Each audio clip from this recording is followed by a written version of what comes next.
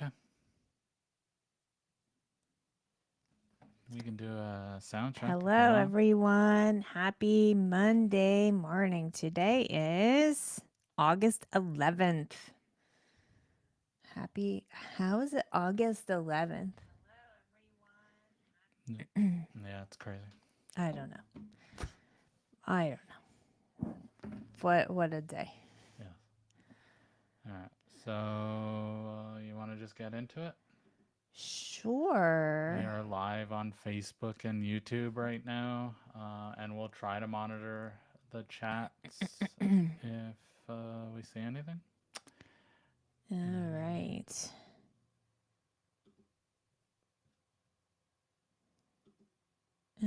Um, yeah, I'm just trying to pull up the chat. Here we go. I'm on the ABA, monitoring the ABA business leaders group. We'll see what we can get from there. sounds good. All right. Sorry for low energy this morning. We are just not bringing the energy today. It's not even yeah. It's early. Maybe we'll just get a few more cups of coffee at us or something. Yeah, who else? Like, I guess a lot of you guys are already heading back to school or already back in school. Some of you are at this like weird towards the end of the summer slump. I don't know. It's like, oh, the summer's never ending. At the same time, it's like the summer's going too fast. It's Mm. like this weird like position. But yeah, okay. Well, why don't we get into it? Let's see what news Stephen pulled for us today. What states will we be talking about? Oh, California. California ends mandatory autism re-diagnosis for ABA therapy coverage. Okay. That sounds like it could be good news. Yeah, we're starting with the good news and then the really bad news after that. Okay. So California has passed AB 951, ending the long standing requirement for individuals with autism to undergo repeated re diagnoses to maintain ABA therapy coverage. Previously, families faced costly, time consuming reassessments that often disrupted care. The new law removes this administrative burden, allowing uninterrupted therapy and reducing stress for families and providers alike. Advocacy groups and providers have welcomed the change, noting it aligns with best practices and supports consistent treatment without unnecessary barriers. I mean, one of the things that I always said when we had to do like the reassessment, and I was like, okay, well, autism is a lifelong developmental pervasive disorder. Like Yeah, it's it didn't you don't change. you don't not have autism Right. once you have autism. Right. Now, your symptoms, it can like you can learn skills, Hmm. you can grow, you can change and all of that, but like autism's not going to go away. Right. And depending on what developmental stage you're in, like there's always new skills to learn. And that's part of autism is that you need help as you're growing and changing and learning to get to that next step, Yes. right? Yes. So great for Yes. California. So did I say when it ends or So did this goes into effect. It's on our article at news.3pisquare.com. It goes into effect January 1st. So January 1st, 2026? 2026. Okay, Yeah. that's cool. So key points, it eliminates the requirement for ongoing re-diagnoses for continued ABA therapy coverage. So you still need that initial evaluation, that initial Correct. assessment to Diagnosis. diagnose. Yeah. Yes. Um, that is big that it will help families to avoid those costly, time-consuming reassessments. Yeah. Um, not only costly, but like the waiting lists, Correct. right? And so maybe if there are, not the need for so many like reassessments, what was it like every 3 years or Or what? something? Yeah, depending on the Um, insurance, right? maybe that will help reduce The some of the backlog. backlog and Yep. get the initial assessments, diagnoses, like Yeah. get going a little bit quicker. Totally. And then the providers can focus more on that therapy delivery instead of navigating unnecessary paperwork. So the change was driven by advocacy from autism organizations and community leaders. Good job. Yeah, I think Like, way to CASP. I go. think CASP had a hand in this, from what I understand. So great job, CASP. Way to go. Yes. Now let's start. What state's next? And the law supports long term treatment, consistency, and access. And that's what we're going for. That's quality care, right? So, recommendations for you guys. So, if you're a business owner, don't know why you would be listening to this podcast if you weren't at least a leader, Maybe they ABA just business enjoy leader. listening to us talk. Okay, well, then how can you support this? So, update intake and reauthorization processes to remove re-diagnosis requirements starting in January, if you're in California. Inform families immediately to reduce their anxiety and confusion. Yeah, I mean, like, spread the word and let them know what this means for them. Review payer policies to ensure they align with the new law. Yeah, just because California says it, Yes. you still got to check in with all your payers. And I believe it applies to even out of state insurance policies. So let's say, you have a remote job and insurance is Blue Cross Blue Shield of Texas and you live in California. I believe the law still applies to you.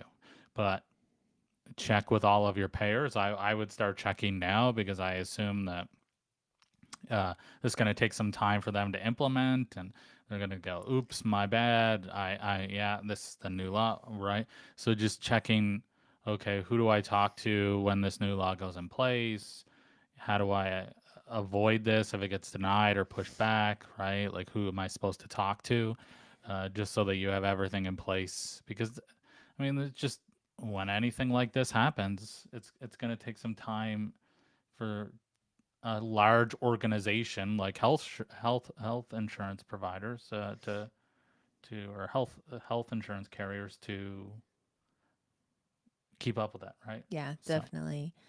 And then congratulations, you have a little freed up administrative time, seriously, so you can use that to enhance service quality and client support. Monitor, as we said, monitor for any payer specific policy updates or implementation delays. Start talking to the payers now. Say, hey guys, AB 951 has passed. How are we?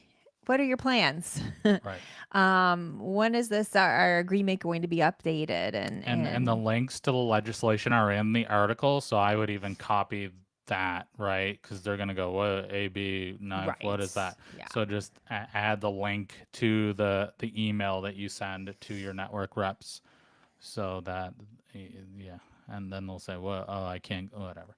Anyways, so I that would be good. Copy and paste the law, what it means, all that stuff, right? Just so that that you can talk to them, and then like April's already said, just share it with your families. Maybe somebody knows they have a diagnosis coming up soon, right? A re-diagnosis coming up soon, and uh, maybe it's January 5th, and maybe they can avoid that, right? I don't know. We'll see as we get closer. Yeah, and I'm also excited or interested both to know how it goes for you guys in California in the beginning of the year as these changes start rolling out. Would love to hear from you all. So let us know. Okay. All right. So the next one. All right. So this isn't about any specific state, huh? It is. Oh, it So yeah. is. So the article goes in. It's, I believe. Let me see. I'm gonna slide my screen over. As Stephen looks up the article to remind himself of these states. So are there multiple states? It's just one. One. Yeah, in particular. I feel like it was Indiana, but I purposely Okay. left out the person's name and the company name that he was associated with. Okay. Well, Um, check the article yeah, to find the state. I just said that because normally like pretty the sure it's in, state's in yeah. the I'm pretty title, sure it's right? Indiana. Yeah, I'm All pretty right, sure so it's Indiana. safeguards in ABA, why in-home protections cannot be overlooked. So strong safeguards in ABA services, such as cameras in therapy areas, clear boundaries, and documented privacy protocols are essential to protecting clients, staff, and service integrity, especially in in-home settings where oversight is limited. When privacy and safety measures aren't balanced, risks can escalate for all involved. By Yeah. combining transparent policies with client specific protections, providers can uphold ethical standards, prevent harm, and maintain trust with families and staff. So I'm just gonna scroll to the article because like this person claims that he never abused any of the children that he worked with, Okay. but he was caught with 140, I guess, images or videos on his phone, and apparently he was uh, paying a nanny to abuse children and record it for him, Oh. and then he was caught with this stuff. But when they apparently he admitted it. So the thing that really, like, it was very disturbing to me was his response. Apparently, was he didn't abuse the children that he worked with because there were too many safeguards in place. Not because that would be a horrible thing to do and why would you abuse children? That's evil and terrible. No, I would get caught if I did it, was his response.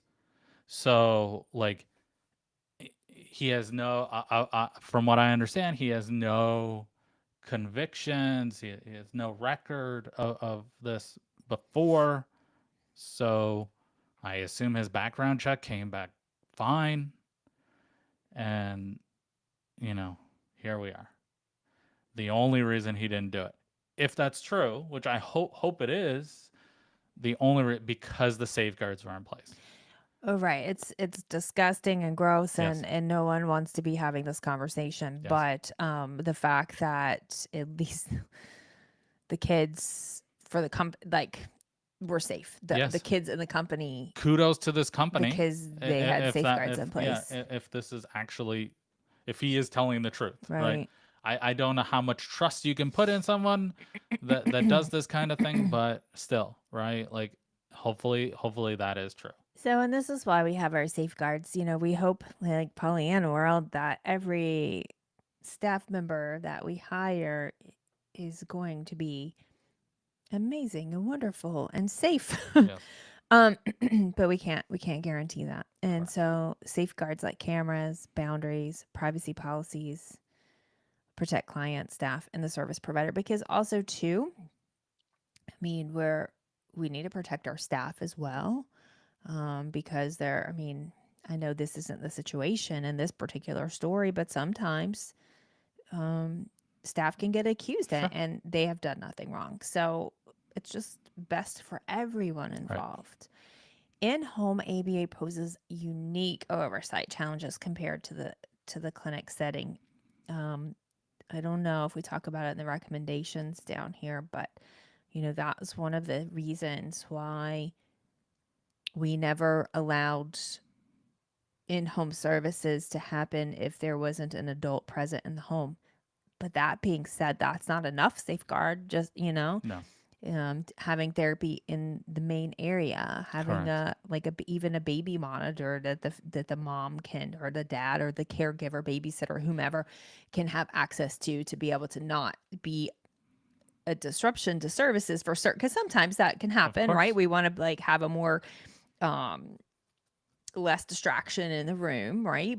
But how can that caregiver be able to have direct access to what's going on for safety? And if for any of you parents who are listening, absolutely 100% do everything that you can to talk to your providers to Yeah. set up things in a way that you feel safe I mean, this with. really has to be a team approach, It is right? a And team it, approach. it honestly isn't about trusting anyone. It's like, this is my responsibility to protect this child.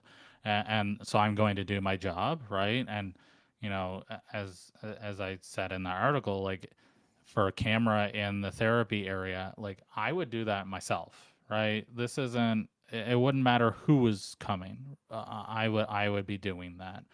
um, Even if it's just to see, you know, oh, I'm really struggling with playing or doing this thing with my child. I want to see how they did it, right? Right. And maybe I can take some feedback from them, right?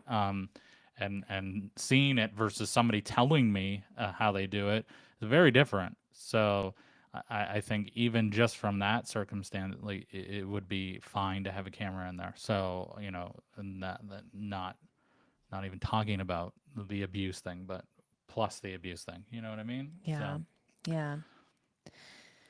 So, more of the key points about, like we are just saying, balanced policies, respect privacy while maintaining safety. And a proactive approach builds trust and prevents harm. That's a teamwork, right? yep, And communication. yep, And training and advocacy skills empower clients and families to uphold their own safety.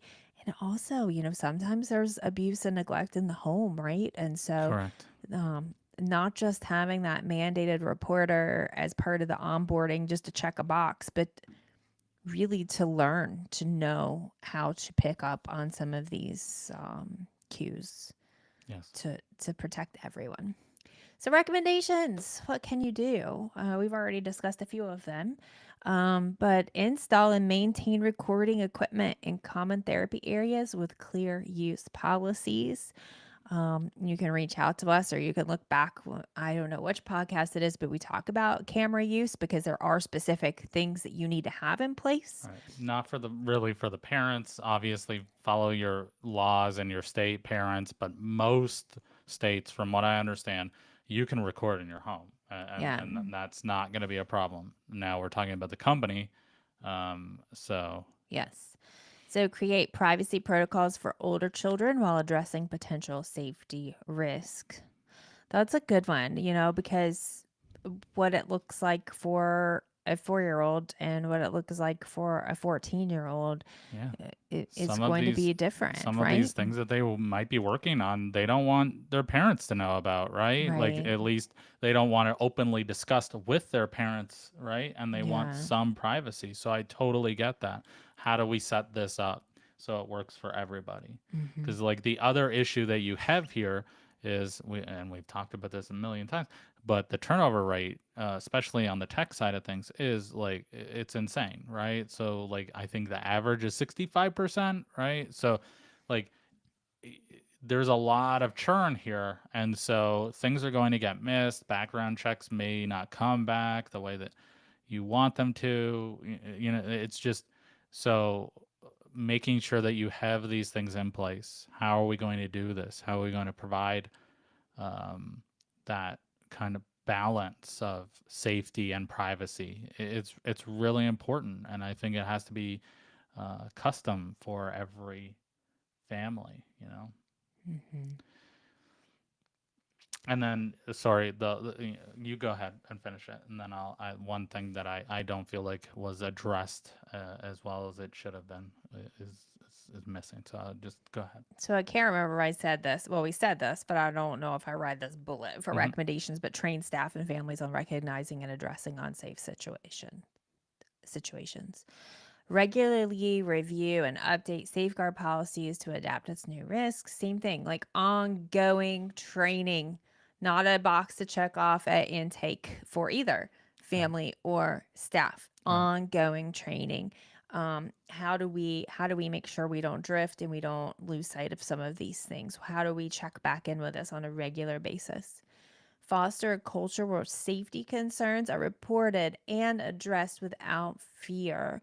This is really big. We're talking about safety, but there's safety on multiple levels. And Yeah. part of that is the safety to be able to communicate freely, which, let's face it, is not a thing where people feel safe doing Right. regularly. Right. And then the only thing missing from this is, and it's like key points: training and advocacy skills.